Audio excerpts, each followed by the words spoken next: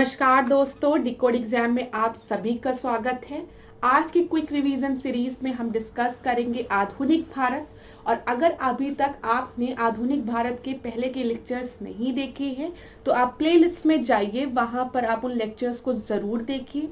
Quick revision series में हम maximum number of questions को कवर कर रहे हैं कम समय में, ताकि जल्दी से जल्दी आपका रिवीजन हो सके क्लास। तो अगर आपको ये सीरीज अच्छी लग रही हो तो वीडियो को लाइक करिए और शेयर जरूर करिए। ये सीरीज आपकी परीक्षा के लिए क्यों इम्पोर्टेंट है, क्योंकि यहाँ पर हम जितने भी क्वेश्चंस को कवर कर रहे हैं वो आपके पास्ट ईयर्स में पूछे गए प्रश्न हैं और पूरी संभावना है कि आने वाली परीक्षा में भी यहाँ से प्रश्न बनेंगे। ठीक है, तो एक बार इस सीरीज को जरूर देखिए क्लास। तो चलिए आज के सेशन को स्टार्ट करते हैं मेरे साथ ऐश्वर्या सिंह के साथ। आज की क्लास को स्टार्ट करने से पहले थोड़ी सी इंफॉर्मेशन मैं आप लोगों को दूंगी फाउंडेशन कोर्स की, जो कि डिकोड एग्जाम आप लोगों के लिए लेकर आया है। इस फाउंडेशन कोर्स में एंटायर आरओ के सिलेबस को कवर किया गया है थ्रू वीडियो लेक्चर्स।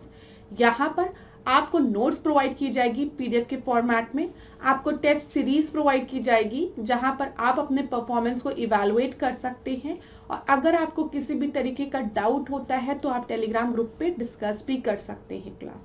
अगर इस कोर्स से रिलेटेड आपको कोई भी इंपॉर्टेंट इंफॉर्मेशन चाहिए तो स्क्रीन पर नीचे आपको व्हाट्सएप नंबर दिया है, आप इस नंबर पर कॉन्टैक्ट कर सकते हैं।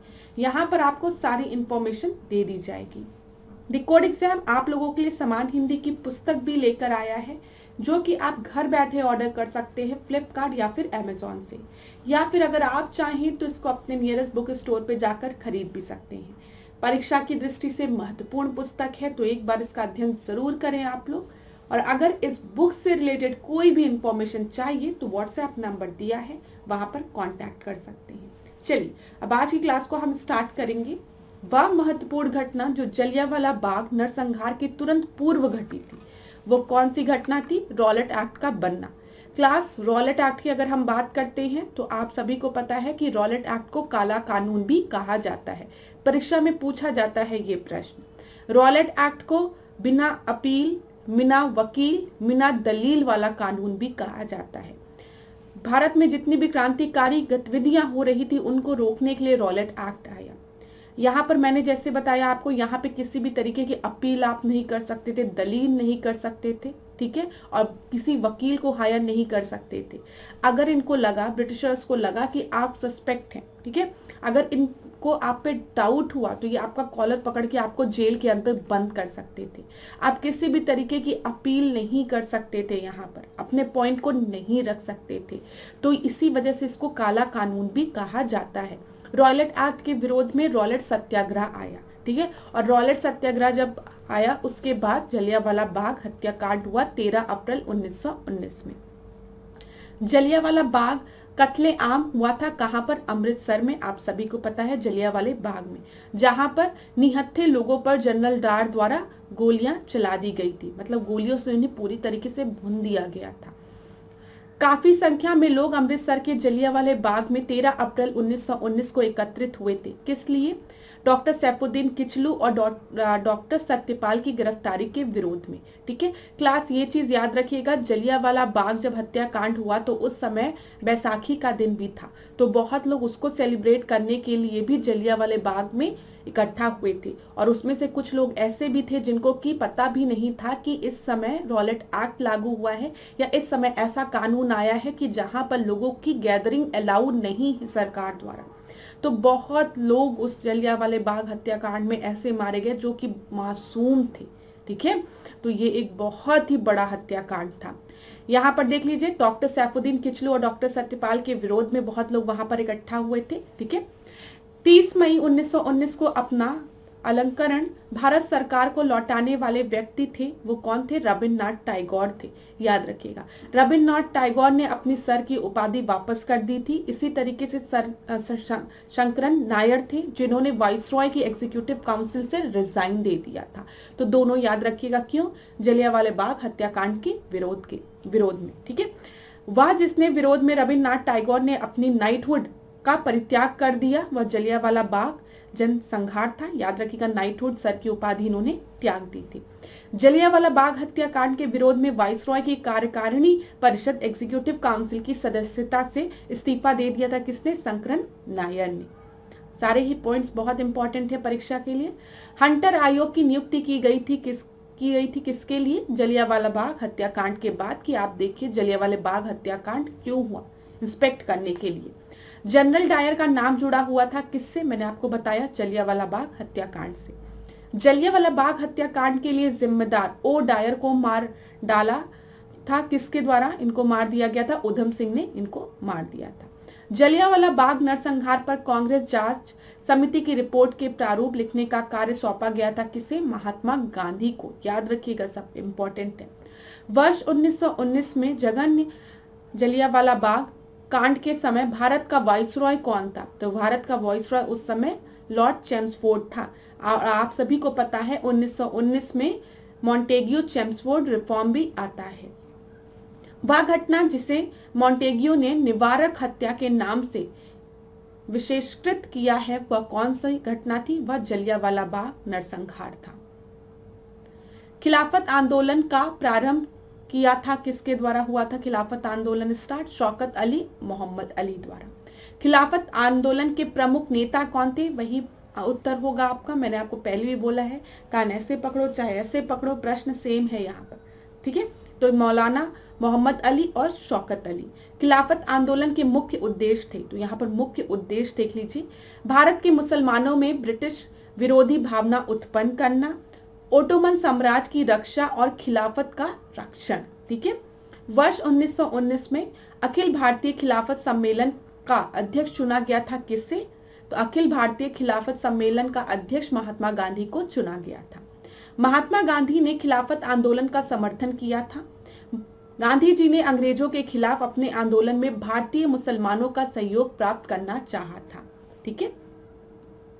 वह जिसने खिलाफत आंदोलन को हिंदुओं और मुसलमानों की एकता के एक ऐसे अवसर के रूप में देखा जो 100 वर्षों में भी पुनः प्रस्तुत नहीं होगा। ये कौन था? वो महात्मा गांधी थे। ठीक है, आपको पता है महात्मा गांधी कहते हैं कि अब समय आ गया है कि हम लोग हिंदू मुस्लिम मिलकर एक मूवमेंट स्टार्ट करें। ठीक है, और इसी को हम किस नाम से जानते हैं? असहयोग खिलाफत आंदोलन। ठीक है। खिलाफत आंदोलन के दौरान हाजिक उल मुल्क की पदवी त्याग दी थी किसने? हकीम अजमल खान ने। क्लास ये सब बहुत इंपॉर्टेंट प्रश्न है। ठीक है, परीक्षा में पूछे गए हैं तो याद रखिएगा। किसने त्यागी थी? हकीम अजमल खान ने। वह जिसने गांधी जी को सावधान किया था कि मुस्लिम धार्मिक नेताओं और उनके अनुयायियों के कट्टरपन को प्रोत्साहित ना करे, वो कौन थे? वो मोहम्मद अली जिन्ना थे। मोहम्मद अली, शौकत अली, अब्दुल कलाम आजाद तथा M.A. जिन्ना में से महात्मा गांधी के खिलाफत आंदोलन में भागीदारी की भर्त्सना की थी किसने? अभी आपने देखा M.A. जिन्ना ने। ठीक है, मोहम्मद अली जिन्ना ने। मोहम्मद अली जिन्ना ने क्या कहा था कि आप मुस्लिम धार्मिक नेताओं और उनके अनुयायियों के कट्टरपन को प्रोत्साहित ना करें। ठीक है। वह व्यक्ति जिसने 4 अप्रैल 1919 को दिल्ली की जामा मस्जिद के प्रवचन मंच से हिंदू मुस्लिम एकता पर भाषण दिया था, वह कौन था? वह थे स्वामी श्रद्धानंद। ठीक है, यहाँ पर क्या है? स्वामी श्रद्धानंद है। थोड़ा कट गया है, इसको आप लोग ध्यान दीजिएगा।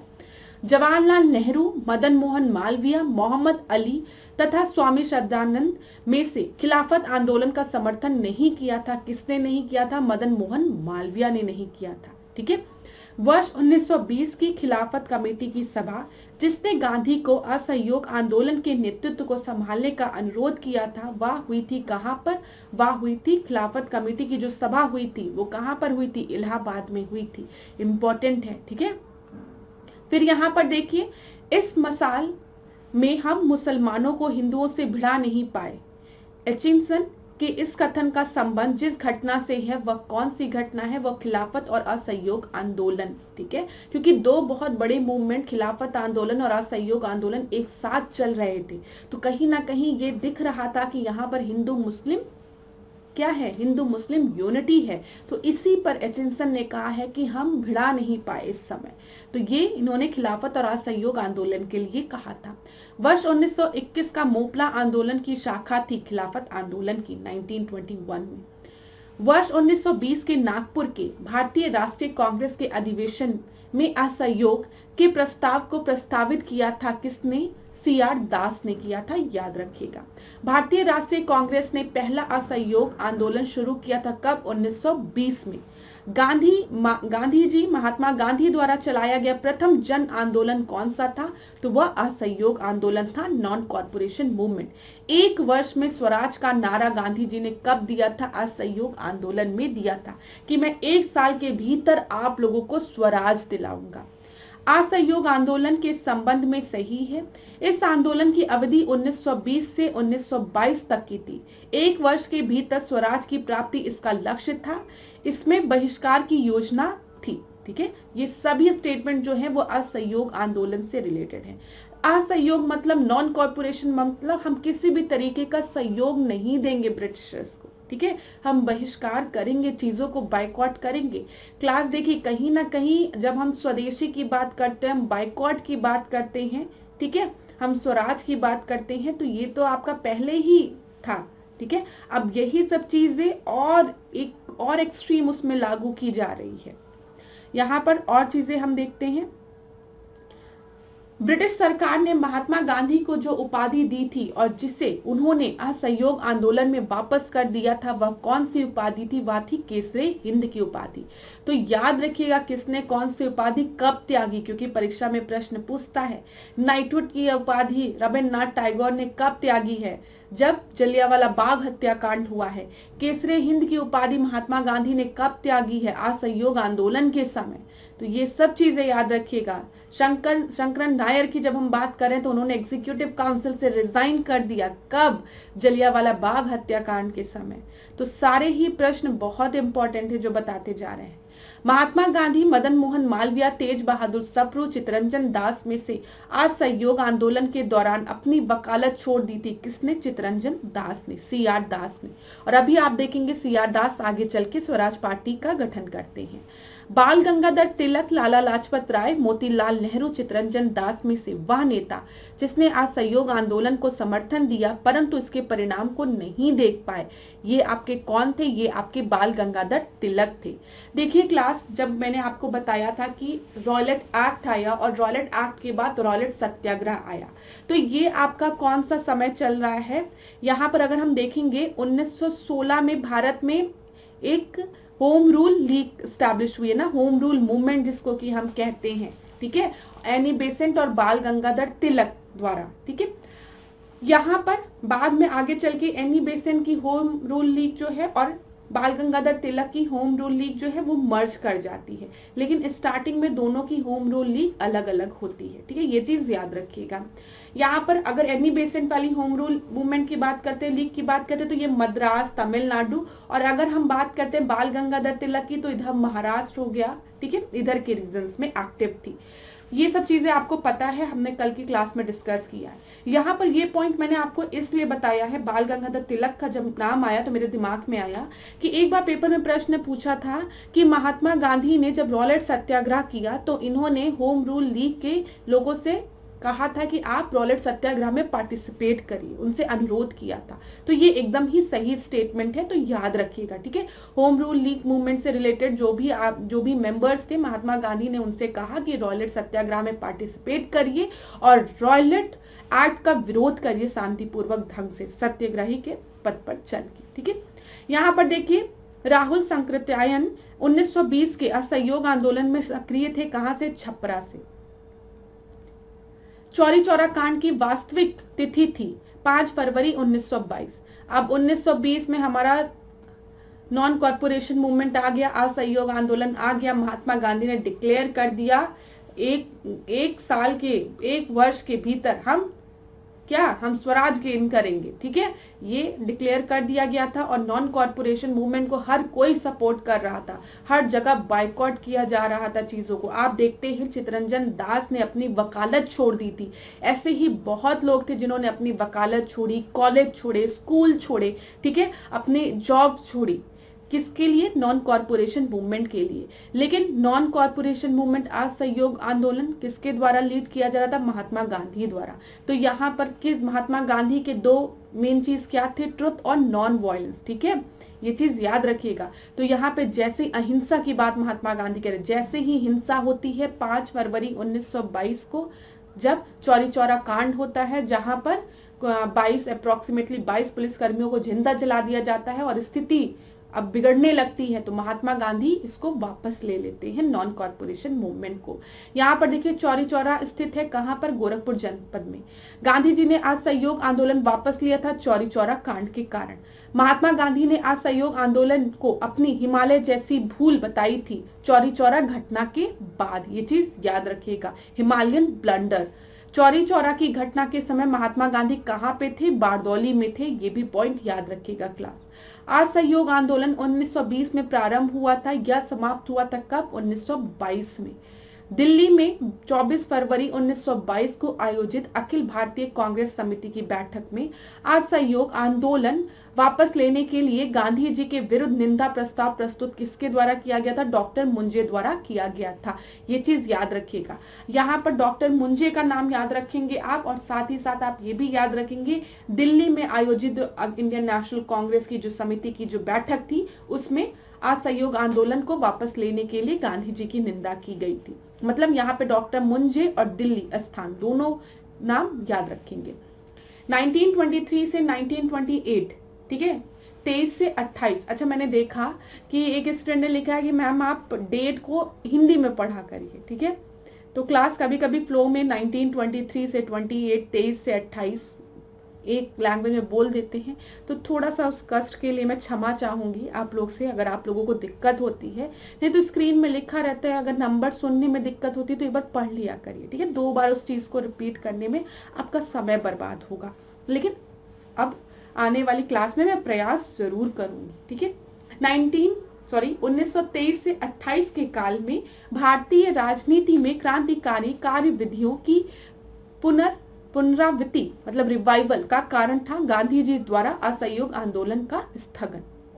वह जिसने असहयोग आंदोलन के दौरान विदेशी वस्त्रों के जलाए जाने पर महात्मा गांधी को लिखा था यह निष्ठुर बर्बादी है, ये किसके द्वारा लिखा गया था? ये रविन्द्रनाथ टैगोर द्वारा लिखा गया था। ठीक है, ये चीज याद रखिएगा। काशी विद्यापीठ, गुजरात विद्यापीठ, जामिया मिलिया तथा काशी हिंदू विश्वविद्यालय संस्थानों में असहयोग आंदोलन के दौरान स्थापित की गई थी। कौन कौन सी? काशी विद्यापीठ आपकी असहयोग आंदोलन के समय स्थापित की गई थी, गुजरात विद्यापीठ और जामिया मिलिया। ठीक है, तो ये याद रखिएगा। 1921 से 22 के असहयोग आंदोलन का मुख्य प्रतिफल था हिंदू मुस्लिम एकता। मैंने आपको बता दिया है। चलिए यहाँ पर सही सुमेलित देखते हैं। 1885 भारतीय राष्ट्रीय कांग्रेस की स्थापना, ये आपका बिल्कुल सही है। अच्छा क्लास, 1885 की जब हम बात कर रहे हैं भारतीय राष्ट्रीय कांग्रेस की स्थापना, तो चलिए कुछ पॉइंट्स को रिवाइज करते हैं। 1885 में आपका वाइसरॉय कौन था? लॉर्ड डफरिन था। ठीक है, जिसने कि क्या बोला था कि इंडियन नेशनल कांग्रेस जो है वो माइनॉरिटीज को रिप्रेजेंट करे, सूक्ष्म लोगों की जनसंख्या को रिप्रेजेंट कर रही है। ये किसके द्वारा ये स्टेटमेंट दिया गया था? लॉर्ड डफरिन द्वारा। और उसी के समय में इंडियन नेशनल कांग्रेस का गठन हुआ था। इंडियन नेशनल कांग्रेस का जो पहला सेशन हुआ था, ठीक है, वो कहां पर हुआ था? पहली बैठक जो थी वो मुंबई में हुई थी, गोकुलदास तेजपाल संस्कृत कॉलेज में। पहले ये बैठक पुणे में होने वाली थी, जहां पर उस समय महामारी फैली थी। इस वजह से इस बैठक को फिर मुंबई में किया गया।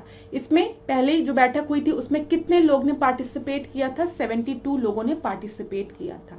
इसकी अध्यक्षता किसने की थी? WC बनर्जी ने की थी। उमेश चंद्र बनर्जी द्वारा इसकी अध्यक्षता की गई थी। क्लास यहाँ पर आप याद रख सकते हैं बक मई बक नहीं, बक मई। ठीक है, बक मई और बक नहीं, ये क्या है? ये आपके इंडियन नेशनल कांग्रेस के स्टार्टिंग के जो सेशंस हैं वो कहां पर हुए हैं, वो है।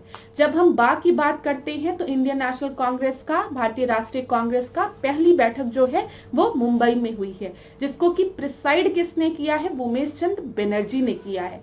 दूसरी बैठक की बात करेंगे तो वो कोलकाता में हुई है, और उसको किसने प्रिसाइड किया है बताइए? दादा भाई नरोजी ने, जिसको कि हम ग्रैंड ओल्ड मैन कहते हैं, जिन्होंने ड्रेन थ्योरी दी है। सब आपको पता होना चाहिए। ठीक है, और दादा भाई नौरोजी के ही कहने पर इंडियन नेशनल कांग्रेस का नाम दिया गया। पहले इंडियन नेशनल यूनियन नाम था, जिसको कि आपका इंडियन नेशनल कांग्रेस किया गया। किसके कहने पर? दादा भाई नौरोजी के कहने पर। फिर तीसरा जो है वो म से मद्रास में हुआ है, और मद्रास में किसने इसकी अध्यक्षता की थी? पहले मुस्लिम लीडर जो थे जिन्होंने कांग्रेस की अध्यक्षता की, वो कौन थे? बदरुद्दीन तैयबजी थे। फिर ई से आपका क्या हो गया? इलाहाबाद हो गया। ठीक है, यहाँ पर इसकी अध्यक्षता किसने की थी? जॉर्ज यूल ने की थी, और ये पहले अंग्रेज थे जिन्होंने कांग्रेस की अध्यक्षता की थी, याद रखिएगा। इसके बाद फिर मुंबई में होता है, फिर कोलकाता में होता है, फिर नागपुर में होता है, फिर इलाहाबाद में होता है। तो आप इस बकमई बकनई से याद रख सकते हैं। क्लास, अब इंडियन नेशनल कांग्रेस की जब हम बात करते हैं तो पहली पारसी जिसने अध्यक्षता की थी वो दादा भाई नौरोजी हो जाएंगे। ठीक है, अगर मुस्लिम का बात पूछेगा तो बदरुद्दीन तैयबजी हो जाएंगे। ठीक है, अगर यूरोपियन के बारे में पूछेगा तो जॉर्ज यूल हो जाएंगे। अगर महिला पूछेगा कि पहली महिला जिसने अध्यक्षता की थी तो वो 1917 में, और 1917-16 ये किसका समय चल रहा था? एनी बेसेंट का समय चल रहा था। तो 1917 में एनी बेसेंट ने अध्यक्षता की थी। ठीक है, पहली महिला ने। अगर पूछेगा पहली भारतीय महिला ने तो आप बताएंगे 1925 में सरोजनी नायडू ने कानपुर में इसकी अध्यक्षता की थी। ठीक है, भारतीय राष्ट्रीय कांग्रेस की। तो सारे पॉइंट्स अपने दिमाग में बना के रखिएगा। चलिए 1905 की बात करते हैं। तो 1905 में क्या हुआ है? बंगाल का विभाजन हुआ है, और उस समय वाइसरॉय कौन था आपका? लॉर्ड कर्जन था। ठीक है, ये सब पता है आपको। 1909 की बात करते हैं तो ये मौले मिंटो सुधार है, और यहाँ पर मैंने नहीं, ब्रिटिशर्स ने क्या किया था? यहाँ पर सेपरेट इलेक्टोरेट की बात की थी, पृथक निर्वाचन की बात की थी। और किसके लिए पृथक निर्वाचन की बात की थी? मुस्लिम्स के लिए। ठीक है, 1930 की बात करेंगे तो सविनय अवज्ञा आंदोलन, सिविल डिसोबीडियंस मूवमेंट। अब यहाँ पर कुछ और डेट्स हैं, इसको डिस्कस करते हैं। 31 दिसंबर 1929 देखिए, दिसंबर 1929 में क्या होता है? भारतीय राष्ट्रीय कांग्रेस का लाहौर सेशन होता है, और लाहौर सेशन की अध्यक्षता कौन करते हैं? जवाहरलाल नेहरू करते हैं। लाहौर में रावी नदी के तट पे के किनारे जवाहरलाल नेहरू तिरंगा गाड़ते हैं और कहते हैं आज से पूर्ण स्वराज की मांग हम करते हैं। अब स्वराज हमको नहीं चाहिए, आज से पूर्ण स्वराज की मांग है हमारी, और आने वाले 26 जनवरी को हम पूर्ण स्वराज दिवस के रूप में मनाएंगे, ये भी बोलते हैं। ठीक है, और आपको पता है इसीलिए आगे चल के 26 जनवरी को हम क्या मनाते हैं? बताइए, अपना रिपब्लिक डे मनाते हैं ना। तो ये सब चीजें लिंक्ड है। ठीक है, पूरी तरीके से हमारा संविधान इस दिन लागू हुआ, हमारा कॉन्स्टिट्यूशन इनफोर्स हुआ, तो ये सब चीजें आपको पता होना चाहिए। 23 मार्च 1931 की बात करेंगे हम, तो इस समय भगत सिंह, सुखदेव और राजगुरु को फांसी दी गई थी मार्च दिसंबर 1931 में। फिर अगस्त 1920 की बात करेंगे तो असहयोग आंदोलन आरंभ हुआ है। अप्रैल 1919 की बात करेंगे तो रॉलेट सत्याग्रह आया है। तो ईयर याद रखिएगा, इतना एक्यूरेट नहीं याद रहेगा तब भी चलेगा पेपर में। स्वराज पार्टी का निर्माण करने के लिए कांग्रेस के अध्यक्ष पद से त्यागपत्र किसने दिया था? ये वही व्यक्ति हैं जिन्होंने अपनी वकालत छोड़ दी थी नॉन कॉर्पोरेशन मूवमेंट के समय। अब सोचो, CR दास ने नॉन कॉर्पोरेशन मूवमेंट के लिए, असहयोग आंदोलन के लिए अपनी वकालत छोड़ दी। ठीक है, तो इन्हें कितना भरोसा था असहयोग आंदोलन पे। और महात्मा गांधी ने चौरी चौरा कांड के बाद असहयोग आंदोलन को जब वापस ले लिया तो ये बहुत निराश हुए। ठीक है, तब कुछ और लीडर्स जो थे जो कि महात्मा गांधी से थोड़ा सा इन सब बातों से खफा हुए। तो यहाँ पर कांग्रेस जो है, कांग्रेस दो हिस्सों में फिर एक तरीके से हम आइडियोलॉजी के बेसिस पे हम कह सकते हैं बट गई, नो चेंजर्स में और प्रो चेंजर्स में। आप पढ़ेंगे जब पुस्तक डीप में पढ़ेंगे तो आपको पता चलेगा नो चेंजर्स और प्रो चेंजर्स। नो चेंजर्स मतलब जो नॉन कॉर्पोरेशन मूवमेंट में जो हम बाइकॉट कर रहे थे चीजों को, लेजिस्लेटिव काउंसिल को, वकालत को, जो भी चीजें हम बाइकॉट कर रहे थे हम उसको बाइकॉट करते हुए ही चलेंगे। ठीक है, भले नॉन कॉर्पोरेशन मूवमेंट असहयोग आंदोलन वापस ले लिया गया, लेकिन जो प्रो चेंजर्स थे उन्होंने कहा अब हम बाइकॉट नहीं करेंगे, अब हम अपनी पार्टी का गठन करेंगे और हम काउंसिल में जाएंगे और वहां पर पहुंचने के बाद हम अपनी बातों को रखेंगे। तो प्रो चेंजर्स में आपके मोतीलाल नेहरू, CR दास, ये आपके मुख्य लीडर्स थे। और यही प्रो चेंजर्स, जैसे मैंने आपको बताया, मोतीलाल नेहरू और CR दास, इन लोग ने मिलकर स्वराज पार्टी का गठन किया। ठीक है, क्योंकि ये बहुत निराश हो गए थे असफलता, किसके असफलता के कारण, असहयोग आंदोलन की। अभी और डिस्कस करेंगे। स्वराज पार्टी के गठन किस असफलता, मतलब डैश की असफलता के बाद हुई, असहयोग आंदोलन की। मोतीलाल नेहरू और CR दास द्वारा 1923 में 1923 में गठित पार्टी का नाम था स्वराज पार्टी। मोतीलाल नेहरू स्वराज दल के नेता थे। ठीक है, श्रीनिवास अयंगर, चित्तरंजन दास, विट्ठल भाई पटेल तथा C राजा गोपालचारी में से इस दल में कौन नहीं था, वो आपकी श्री राजा गोपालचारी। मोतीलाल नेहरू, CR दास, ठीक है, फिर NC केलकर तथा राजेंद्र प्रसाद में से एक स्वराज पार्टी से संबंधित नहीं थे, वो कौन थे, डॉक्टर राजेंद्र प्रसाद। देश बंधु नाम से हम किसे जानते हैं, चित्तरंजन दास को जानते हैं। स्वराज आम जनता के लिए होना चाहिए, केवल वर्गों के लिए नहीं, के प्रसिद्ध सूत्र की घोषणा किसके द्वारा की गई थी, चित्तरंजन दास द्वारा की गई थी। ठीक है, ये चीज याद रखिएगा, CR दास द्वारा। आगे देखते हैं हम।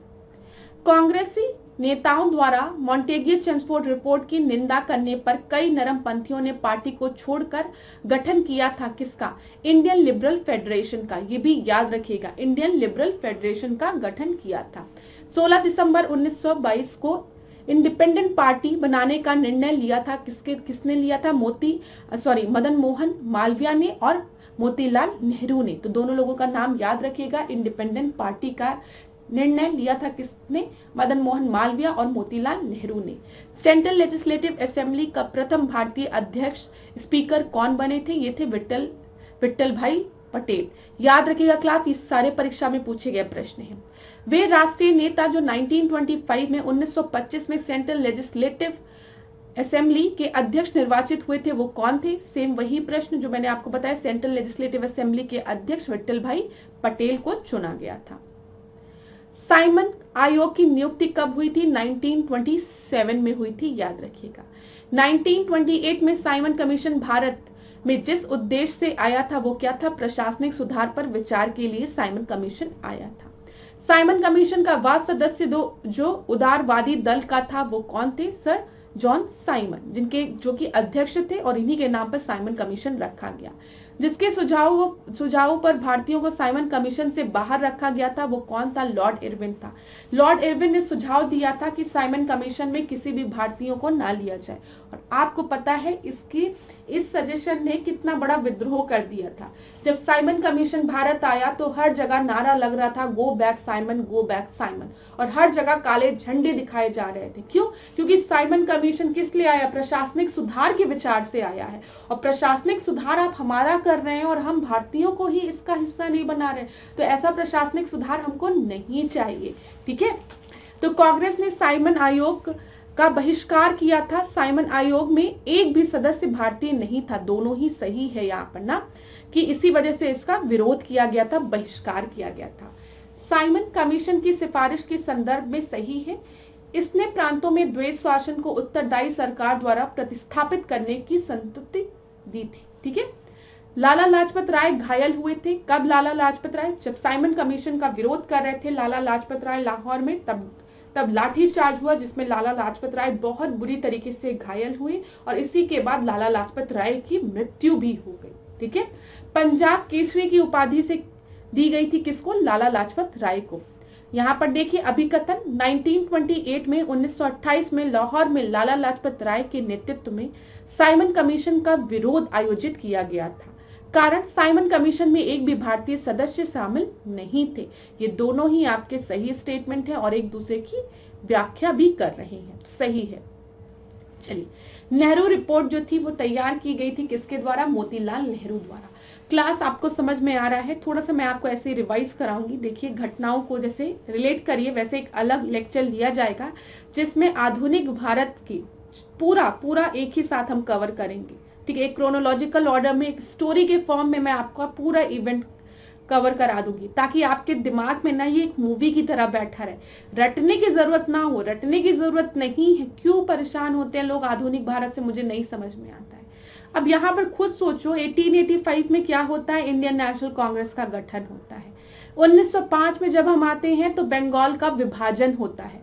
1907 में जब आप आएंगे तो सूरत स्प्लिट होगा, नरम दल और गरम दल में कांग्रेस बट जाती है, ठीक है। फिर यहीं पर 1906 अगर आप इधर लिख लेंगे तो 1906 में क्या होता है, मुस्लिम लीग का फॉर्मेशन होता है।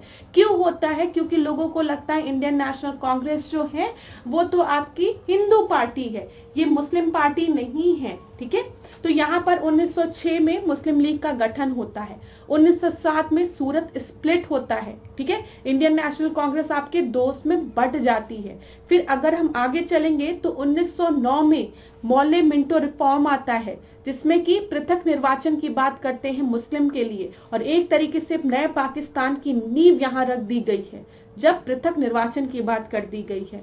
1911-12 में जब हम आएंगे तो दिल्ली दरबार होता है, जिसको कि प्रिसाइड कौन करता है, लॉर्ड हार्डिंग करता है। इस समय कैपिटल आपकी कोलकाता से दिल्ली ट्रांसफर कर दी जाती है, और क्या होता है, जो पार्टीशन हुआ था, ठीक है, जो विभाजन हुआ था बंगाल का, उसको रद्द भी कर दिया जाता है।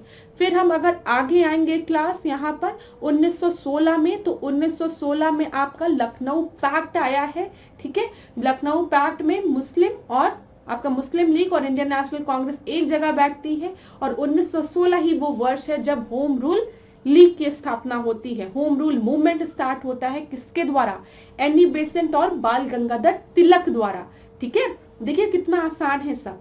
फिर 1917 अगर हम आएंगे इधर की तरफ तो इधर आपका रॉलेट एक्ट आता है, ठीक है, रॉलेट सत्याग्रह होगा। और फिर 1919 आते आते, यही आपका पूरा टाइमलाइन चल रहा है, 1919 आते आते 13 अप्रैल 1919 को जलियांवाला बाग हत्याकांड हो जाता है।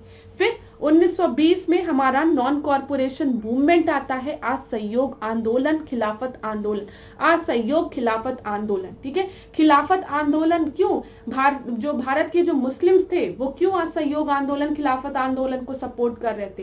क्योंकि आपको पता है प्रथम विश्व युद्ध जब हो रहा था तो वहां पर जो टर्की के खलीफा थे, जो टर्की के जो आपके रूलर थे, जिनको की मुस्लिम्स अपने खलीफा मानते थे, उनको बहुत प्रताड़ित किया गया, उनको वहां से हटा दिया गया। इन्हीं सब चीजों को देख के जो मुस्लिम्स हैं उनको मतलब बहुत कष्ट हुआ, और वो खिलाफत आंदोलन, इस आंदोलन में वो भी इन्वॉल्व होते हैं, ठीक है।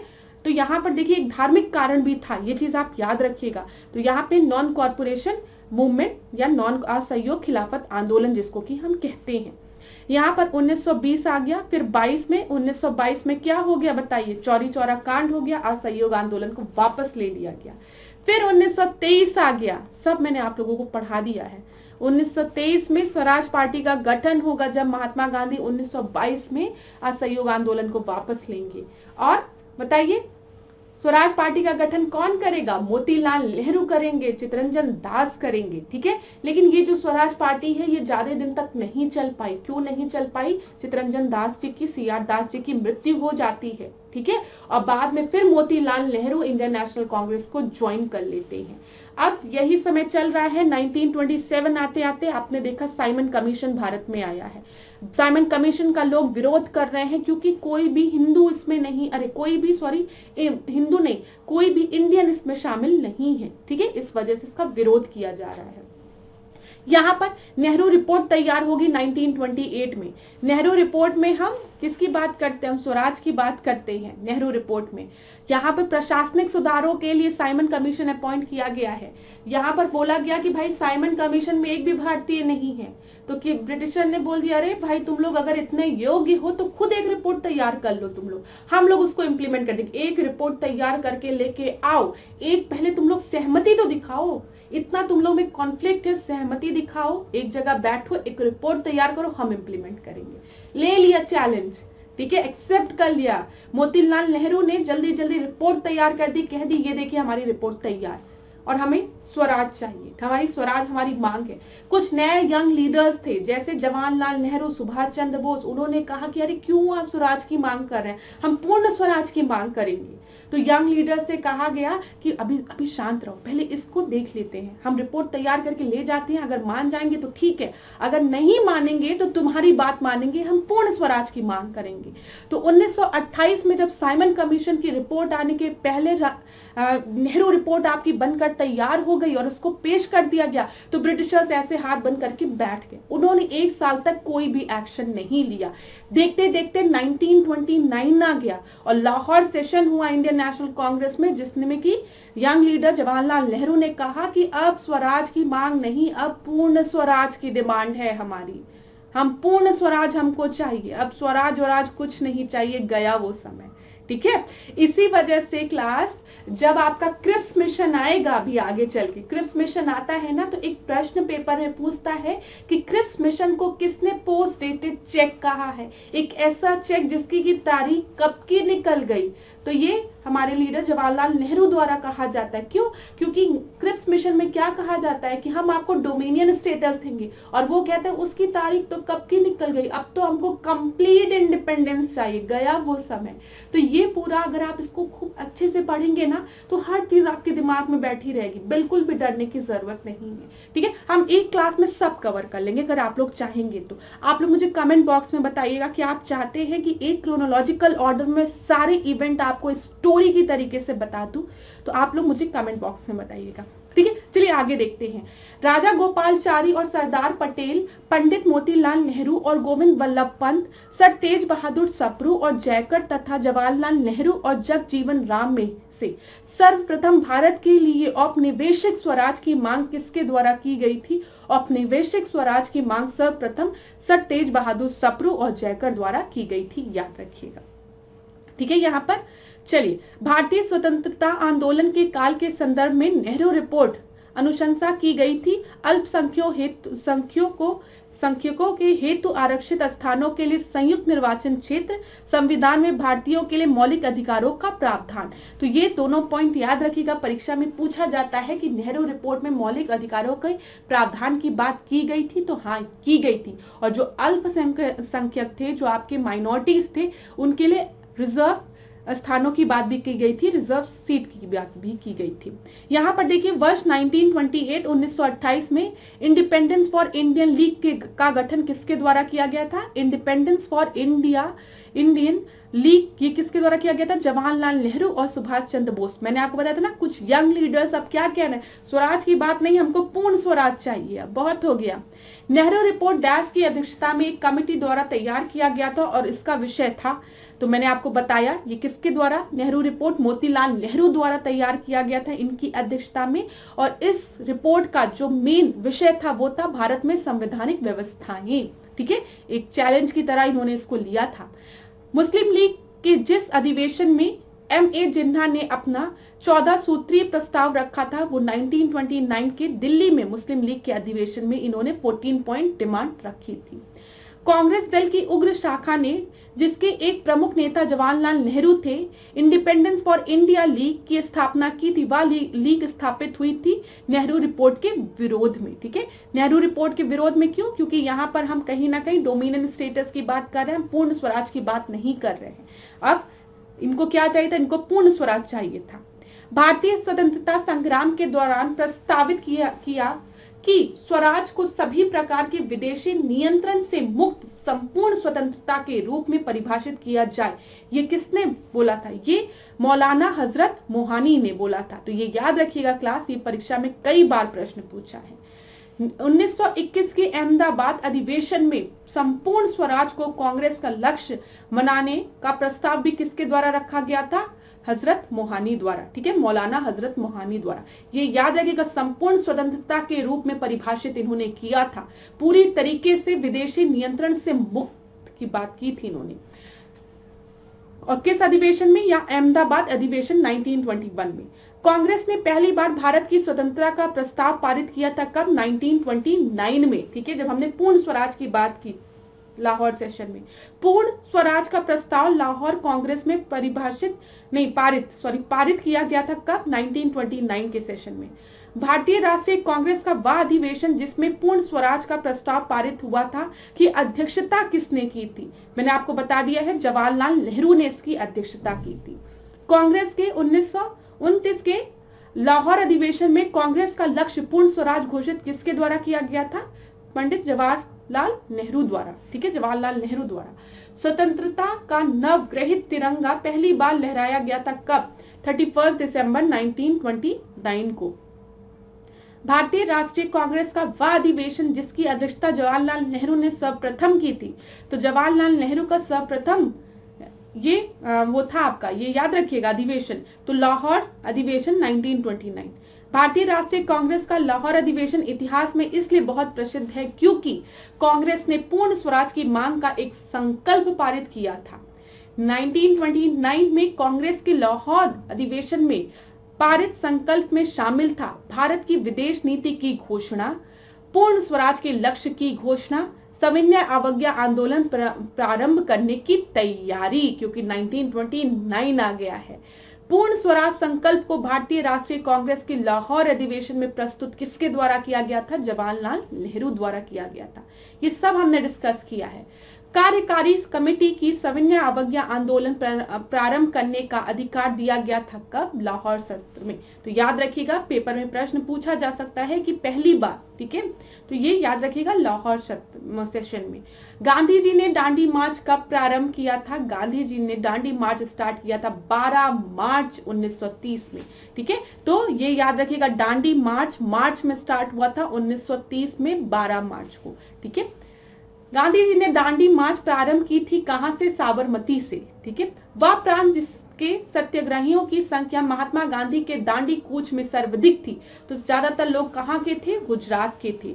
असहयोग आंदोलन, नमक सत्याग्रह, बारदौली कूच तथा भारत छोड़ो आंदोलन में से महिलाओं की भागीदारी सर्वाधिक मानी जाती है नमक सत्याग्रह में, ठीक है, दांडी मार्च में, याद रखिएगा।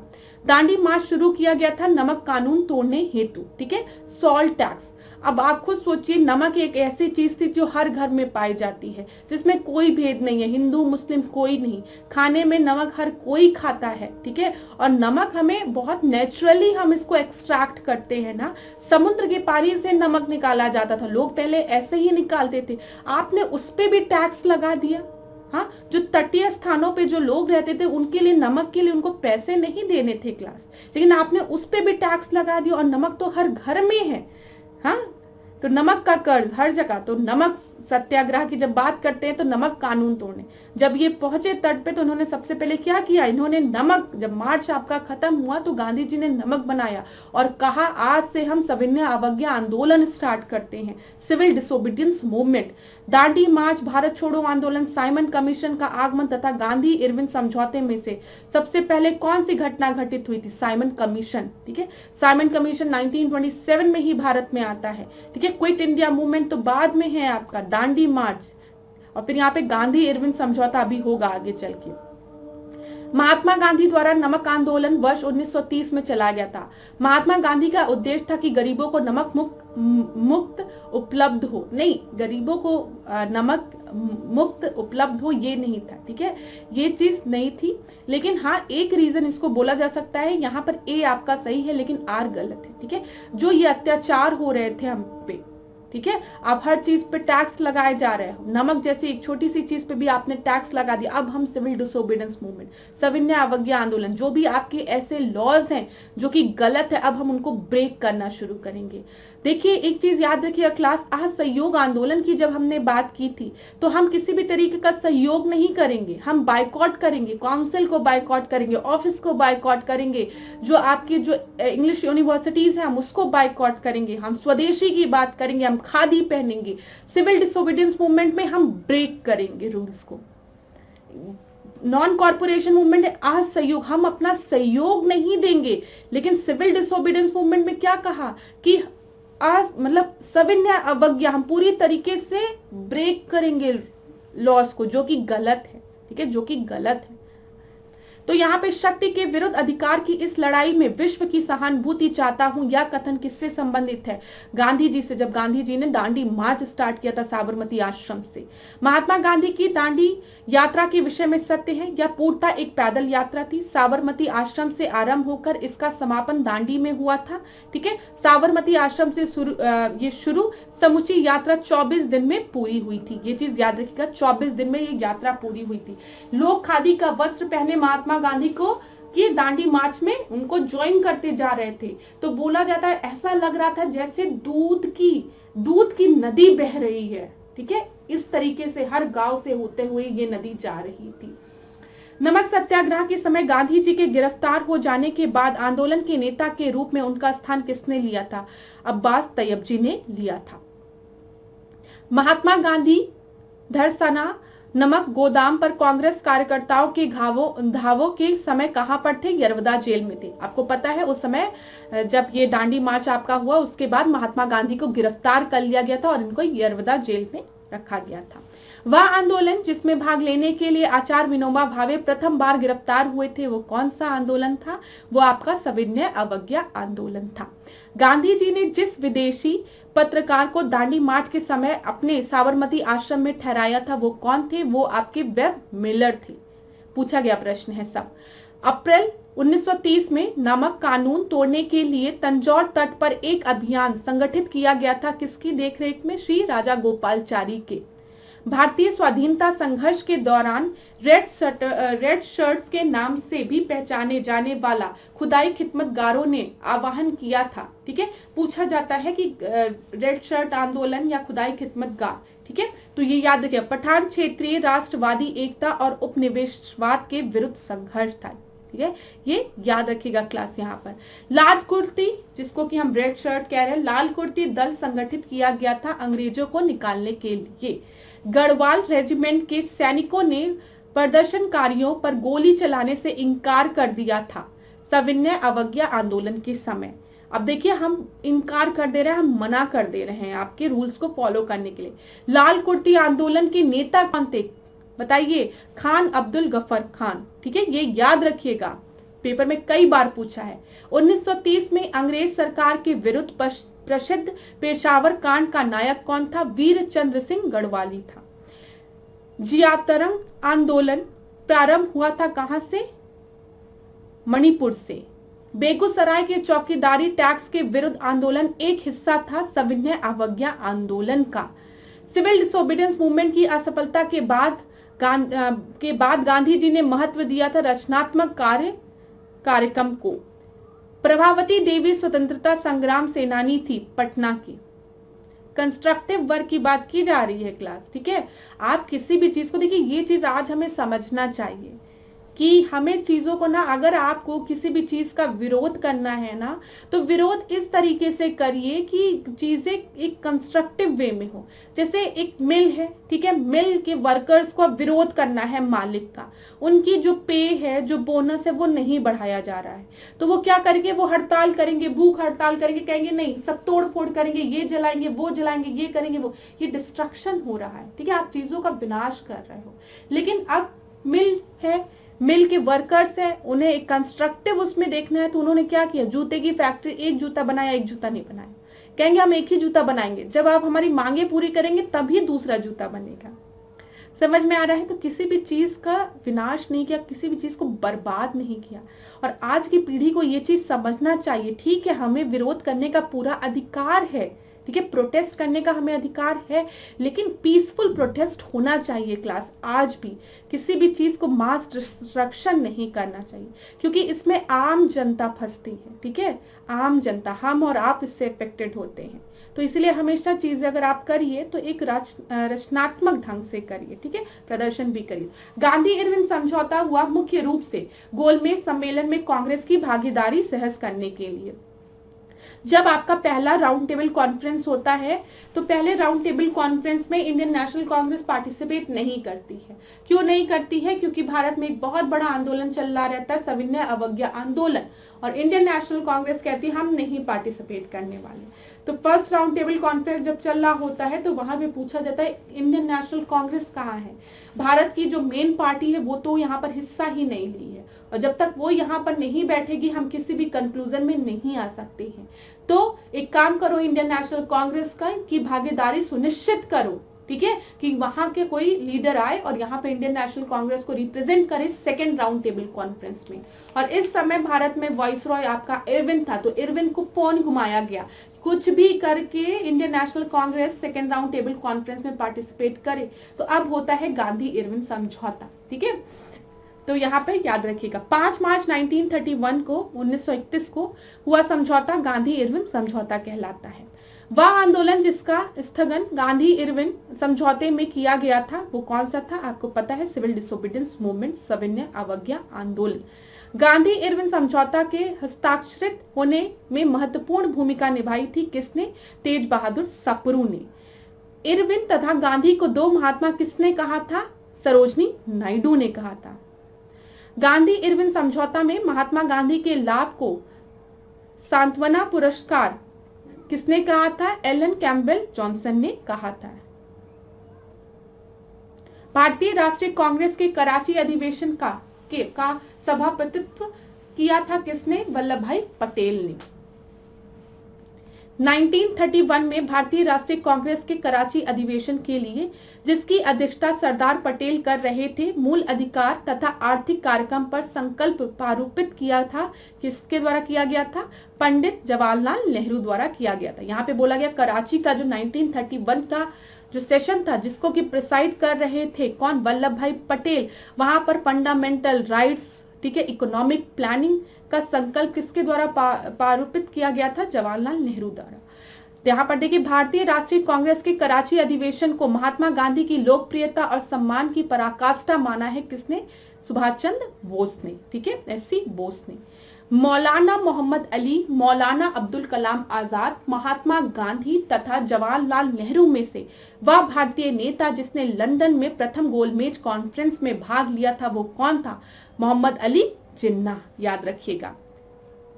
पहला, प्रथम गोलमेज सम्मेलन के बारे में क्या सही है? वर्ष 1930 में यह आयोजित हुई थी।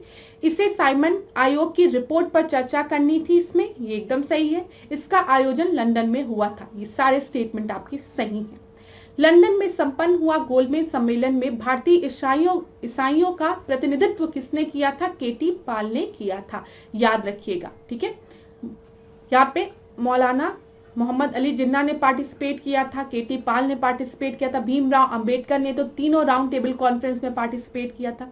प्रश्न पूछता है कि तीनों राउंड टेबल कॉन्फ्रेंस में किसने पार्टिसिपेट किया था? तो भीमराव अंबेडकर जी ने। द्वितीय गोलमेज सम्मेलन में किसने पार्टिसिपेट किया था? किसने भाग लिया था? महात्मा गांधी ने, सरोजनी नायडू ने और मदन मोहन मालवीय ने। द्वितीय गोलमेज सम्मेलन में कांग्रेस का प्रतिनिधित्व किसने किया था? महात्मा गांधी ने किया था। यहाँ पर देखिए कथन कारण, जवाहरलाल नेहरू ने दूसरे गोलमेज सम्मेलन में भारतीय राष्ट्रीय कांग्रेस का प्रतिनिधित्व किया था, जो कि गलत है। मैंने आपको बताया कौन कौन गए थे। महात्मा गांधी गए थे, सरोजनी नायडू गए थे और मदन मोहन मालवीय गए थे, ठीक है। गई थी बोलना चाहिए, सरोजनी नायडू गई थी, ठीक है। कारण, गांधी इरविन समझौता में भारतीय राष्ट्रीय कांग्रेस का दूसरा गोलमेज सम्मेलन में भाग लेना अंतर्निहित किया था। ये एकदम सही है। गांधी इरविन पैक्ट के बाद ये डिसाइड किया गया था। गांधी जी की कुछ डिमांड्स थी जिनको फुलफिल किया गया था और उसके बाद डिसाइड किया गया था कि सविनय अवज्ञा आंदोलन पे पॉज लगाया जाएगा और Gandhi ji second round table conference में जाएंगे। महात्मा गांधी जब द्वितीय गोलमेज सभा में भाग लेने लंदन गए थे तो वो कहाँ पे ठहरे थे? तो वो किंग्सले हॉल में ठहरे थे। द्वितीय गोलमेज सम्मेलन में कांग्रेस के एक प्रतिनिधि के रूप में भाग लेने के लिए महात्मा गांधी मुंबई से लंदन जिस पानी के जहाज में गए थे, तो यहाँ पे याद रखिएगा कहाँ ठहरे थे? किंग्सले हॉल में ठहरे थे। जिस पानी के जहाज से गए थे वो थी SS राजपुताना। महात्मा गांधी दिसंबर 1931 में खाली हाथ भारत लौटे थे। कहां से? लंदन से, ठीक है। सांप्रदायिक अधिनिर्णय घोषित किया गया था किसके द्वारा? रैमसे मैकडॉनल्ड द्वारा। कम्युनल अवार्ड की हम जो बात करते हैं, ठीक है। अगस्त 1932 के मैकडॉनल्ड के सांप्रदायिक पंचायत के द्वारा पहली बार एक पृथक निर्वाचन समूह बनाया गया था। किसके लिए बोला जा रहा था? अछूतों के लिए। तो अब 1909 में आपने मौलिक मिंटो रिफॉर्म के थ्रू पृथक निर्वाचन की बात की थी मुस्लिम्स के लिए। तो यहाँ पर मुस्लिम और हिंदू में तो आपने बहुत बड़ा ब्रेक कर दिया, मतलब दरार डाल दिया, ठीक है, और एक नींव रख दी पाकिस्तान की। अब आप फिर कम्युनल अवार्ड की बात कर रहे हो, आप पृथक निर्वाचन की बात कर रहे हो, किसके लिए? अछूतों के लिए। तो एक और नई नींव रख दो। तो अब महात्मा गांधी इसके पक्ष में नहीं रहेंगे, ठीक है, इसीलिए वो आमरण अनशन पे बैठेंगे, कहेंगे मैं कुछ नहीं खाऊंगा पीऊंगा। अभी देखते हैं आगे। मैकडॉनल्ड के सांप्रदायिक पंचायत मतलब कम्युनल अवार्ड ने पृथक निर्वाचन चुनाव क्षेत्र एवं आरक्षित सीटों आवंटित की थी किसके लिए? मुसलमानों के लिए, सिख के लिए और अनुसूचित जातियों के लिए, ठीक है, याद रखिएगा। महात्मा गांधी ने पहला आमरण अनशन प्रारंभ किया था किसके विरोध में? कम्युनल अवार्ड के। ठीक है, 1932 में महात्मा गांधी ने मरण पर्यंत उपवास प्रधानता इसलिए किया था क्योंकि वही जो मैंने आपको बताया, कम्युनल अवार्ड के विरोध में। ठीक है, पूना समझौता का उद्देश्य क्या था? दलित वर्ग को प्रतिनिधित्व देना। पूना पैक्ट ने कम्युनल अवार्ड के उद्देश्य को धराशायी कर दिया। उसके माध्यम से संसद एवं विधानसभाओं में अनुसूचित जातियों एवं अनुसूचित जनजातियों के लिए सीट आरक्षण का मार्ग प्रशस्त हो गया। तो यहाँ पर दोनों ही सही है। देखिए क्लास, हुआ क्या था कि जब रैमसे मैकडोनल्ड ने वहां पर कहा कि हम पृथक निर्वाचन की बात कर रहे हैं, हम सेपरेट इलेक्टोरेट की बात कर रहे हैं अनटचेबल्स के लिए, ठीक है, यहाँ पे अनुसूचित जातियों के लिए, तो गांधी जी ने कहा नहीं, हम आपकी ये मांग इस बार नहीं मानेंगे। ठीक है, तो जब भारत ये लौटे तो गांधी जी तो जेल में बंद थे, तो यहाँ पर एक पैक्ट साइन हुआ जिसको कि कहते हैं पूना पैक्ट। बोला जाता है कि गांधी जी को जो लोग रिप्रेजेंट कर रहे थे और बी आर अम्बेडकर, इनके बीच में एक पैक्ट साइन हुआ जिसमें कि ये डिसाइड किया गया कि हम पृथक निर्वाचन की बात नहीं करेंगे, हाँ हम कुछ सीटें जरूर रिजर्व करेंगे दलित्स के लिए। ठीक है, कुछ सीटें आपकी रिजर्व रहेगी, वो उन्हीं की सीट रहेगी, उस पर एक दलित ही बैठेगा, लेकिन पृथक निर्वाचन की मांग नहीं पूरी की जा सकती है। और यहाँ पे बोला जाता है कि ये कम्युनल अवार्ड के विरोध में गांधी जी ने आमरण अनशन शुरू कर दिया। उन्होंने कहा मैं कुछ भी नहीं खाऊं पीऊंगा जब तक कि ये आपका खत्म नहीं होता है। तो गांधी जी की जो स्वास्थ्य था वो बिगड़ता गया। तो बी आर अम्बेडकर से लोगों ने कहा कि आप कुछ करिए, हम लोग कुछ दूसरी एग्रीमेंट करते हैं। गांधी जी की हालत नाजुक होती जा रही है, तो बाद में पूना पैक्ट साइन होता है। श्री बी आर अम्बेडकर व गांधी जी के बीच में एक समझौता हुआ जिसको कि हम पूना समझौता कहते हैं। पूना पैक्ट पर हस्ताक्षर किए थे सांप्रदायिक अधिनिर्णय के विरुद्ध। गांधी जी के आमरण अनशन के बाद पूना समझौता 24 सितंबर 1924 सितंबर 1932 को हस्ताक्षरित हुआ। इस समझौते पर गांधी जी के समर्थकों एवं बी आर अम्बेडकर ने हस्ताक्षर किया था। गांधी जी ने इस पर हस्ताक्षर नहीं किया था, ये चीज याद रखिएगा। ठीक है, उनके जो समर्थक थे उन्होंने इस पर हस्ताक्षर किया था। यहाँ पे कम्युनल अवार्ड की घोषणा के पश्चात संपादित किया गया था पूना पैक्ट, पूना समझौता। बी आर अम्बेडकर, मदन मोहन मालवीय, श्री राजा गोपालचारी तथा एम के गांधी में से 1932 के ऐतिहासिक पूना समझौता पर हस्ताक्षर किसने किया था? तो हस्ताक्षर किसने किसने किया था ये याद रखिए। जो समझौता हुआ था वो गांधी जी और बी आर अम्बेडकर के मध्य हुआ था, लेकिन गांधी जी ने इस पे हस्ताक्षर नहीं किया था, साइन नहीं किया था, याद रखिएगा। साइन किसने किसने किया था? बी आर अम्बेडकर ने, मदन मोहन मालवीय ने और श्री राजा गोपालचारी ने। 1932 में पूना पैक्ट के बाद हरिजन सेवा संघ की स्थापना हुई थी और इसके अध्यक्ष कौन थे? घनश्याम दास बिरला थे। याद रखिएगा, पूछा गया प्रश्न है ये। आगे देखते हैं हम। ऑल इंडिया अनटचेबिलिटी लीग, बाद में जिसका नाम बदलकर हरिजन सेवा संघ रखा गया, उसके आपके प्रथम अध्यक्ष कौन थे? तो वो थे आपके जीडी बिरला। ठीक है, याद रखिएगा। अखिल भारतीय हरिजन संघ की स्थापना किसने की थी? जिसको कि हम हरिजन सेवा संघ के नाम से जानते हैं। ठीक है, इसकी स्थापना महात्मा गांधी द्वारा की गई थी। दलित वर्गों का संघ स्थापित किसके द्वारा किया गया था? डॉक्टर भीमराव अंबेडकर द्वारा। महात्मा गांधी क्षणिक भूत की भांति धूल उठाते हैं लेकिन स्तर नहीं, ये किसने ये स्टेटमेंट दिया था महात्मा गांधी के लिए? डॉक्टर भीमराव अंबेडकर ने। ठीक है, चलिए आगे और देखते हैं। कांग्रेस सोशलिस्ट पार्टी की पहली बैठक कहां, पटना में जो हुई थी वो किस वर्ष में हुई थी? 1934 में हुई थी। ठीक है, याद रखिएगा। कांग्रेस सोशलिस्ट पार्टी, जो इंडियन नेशनल कांग्रेस थी ना क्लास, वो सोशल इश्यू के बारे में नहीं डिस्कस करती थी। ठीक है, जो भी नेशनल इश्यूज होते थे उसको वो डिस्कस करती थी। तो सोशल इश्यूज पे कांग्रेस नहीं डिस्कस करती थी, इसीलिए कांग्रेस सोशलिस्ट पार्टी आई जो कि सोशल मुद्दे थे उस पर डिस्कस करने के लिए। यहाँ पर देखिए, एम.एन. राव, गणेश शंकर विद्यार्थी, ठीक है, पट्टम ताणु पिल्ले तथा आचार्य नरेंद्र देव में से कांग्रेस समाजवादी दल का प्रमुख नेता कौन थे? आचार्य नरेंद्र देव थे। वर्ष 1934 में पटना में अखिल भारतीय कांग्रेस समाजवादी पार्टी का संयोजक थे कौन थे? जयप्रकाश नारायण। 1934 में कांग्रेस समाजवादी पार्टी का गठन किया था जयप्रकाश नारायण। आचार्य नरेंद्र देव द्वारा। याद रखिएगा दोनों लोगों का नाम। बिहार सोशलिस्ट पार्टी के संस्थापक कौन थे? जयप्रकाश नारायण। लोकनायक के नाम से किसे जाना जाता है? जयप्रकाश नारायण को। जयप्रकाश दिवस मनाया जाता है अप्रैल 1946 में। ठीक है। श्री नरसिंह नारायण थे समाजवादी। तो thank you so much class. अब आज के सेशन को हम यहीं पे एंड करेंगे। नेक्स्ट क्लास में हम फिर मिलेंगे क्विक रिवीजन सीरीज में। आशा करती हूँ क्लास आपको अच्छी लग रही हो और आशा करती हूँ कि बहुत से प्रश्न यहाँ से आपकी परीक्षा में फंसे। ठीक है। मैंने पेपर नहीं बनाया है, बस मैं आपको बता सकती हूँ कि कौन कौन से पॉइंट आपकी परीक्षा की दृष्टि से इंपॉर्टेंट है, वो भी पास्ट ईयर्स के क्वेश्चंस को देख के। ठीक है, कि पेपर कैसे सेट होते हैं उसके बेसिस पे। लेकिन आप लोग सारे क्वेश्चंस को जरूर सॉल्व करिए। क्लास यहाँ पर मैक्सिमम रिवीजन करिए। ठीक है, रिवीजन करना बहुत जरूरी है। साल भर आप पढ़ते हैं, 3 साल पढ़ते हैं, 2 साल पढ़ते हैं, लेकिन अगर अंतिम समय में आप रिवाइज नहीं करेंगे ना, तो किसी भी मतलब वो पढ़ाई आपके काम नहीं आ पाती है। रिवीजन के थ्रू ही आपके अंदर कॉन्फिडेंस आएगा, और जब कॉन्फिडेंस आएगा तभी आप क्वेश्चन सॉल्व कर पाएंगे। क्लास यहाँ पर अब आपका रिवीजन मैटर करता है। नई चीजें भी पढ़िए, चीजों को रिवाइज करते हुए चलिए, साथ ही साथ मॉक टेस्ट भी जरूर दीजिए। यही सब चीजें आपको कॉन्फिडेंस गेन कराएगी और आप अपने एग्जाम में खूब अच्छा परफॉर्म करेंगे। तो thank you so much class. आज के सेशन को यहीं पे एंड करूंगी। इसी तरीके से मेरे साथ ऐश्वर्या सिंह के साथ डिकोड एग्जाम के साथ बने रहिए।